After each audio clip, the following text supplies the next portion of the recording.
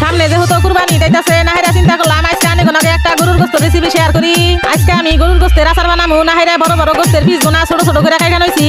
গোস্ত গোনার মধ্যে আমি আদা বাড়া, রসুন বাড়া, জিরা বাড়া, মরিচ বাড়া, হলদির ফাঁকি, ধনিয়ার ফাঁকি আরো কিছু শুকনা মশলা, লবঙ্গ, দারচিনি, গোলমরিচ আর খাড়ি সরষের তেল দিয়ে ভালো করে মাখায় নমু। গোস্ত গোনা মাখায় হেরে আইসালে একটা ডিস্কো পাইলা বহাই দিলাম। সেই পাইলার মধ্যে মাখাই না গোস্ত গোনা আর অল্প করে পানি দিয়ে ডাইকা দি মুহের দোবানি গে এক দাবার জাল দিয়া গোস্ত গোনা সেদ্ধ করে গোস্ত থেকে পানি শুকাইয়া ভাজা ভাজা করে নামাই হালাইলাম। গোস্ত গোনা বাগা দিবানি গে এখন আমি কয়েকটা রসুন সিলাই নইতাছি। রসুন গোনা সিলাই হেরে ডিস্কো পাইলার মধ্যে কতখানি সরষের তেল আর রসুন শুকনা মরিচ দিয়ে লাল লাল করে ভাইজা নমু। এখন এর মধ্যে ভাইজা থুই না গোস্ত গোনা দিয়ে নাড়াচাড়া করতে থাকুন নাকবো যাতে নিচে গোস্ত গোনা ফুইরা না ধরে। আস্তে আস্তে জাল দিয়ে আমি গোস্তের কালারটা আর একরকম বানাই হালাইছি। আচার গোনা হয়ে গেছে। নাহিরা আমি গরুর গোস্তর আচার নামাই হালাইলাম। এই আচার গোনা আমি ঠান্ডা করে কাছের বইমের মধ্যে তুইলা থুমু যাতে সুমুসুম খিচুড়ি কিংবা গরম ভাতের হাতে খান যায়। গরুর গোস্ত দিয়ে বাকেরা আচার বানাইলি খাইছি কিন্তু মেলা স্বাদ লাগে। আনেরা যদি চান তালিয়া বাকেরা গরুর গোস্ত দিয়ে আচার বানাইয়া থিয়া দেখারুন।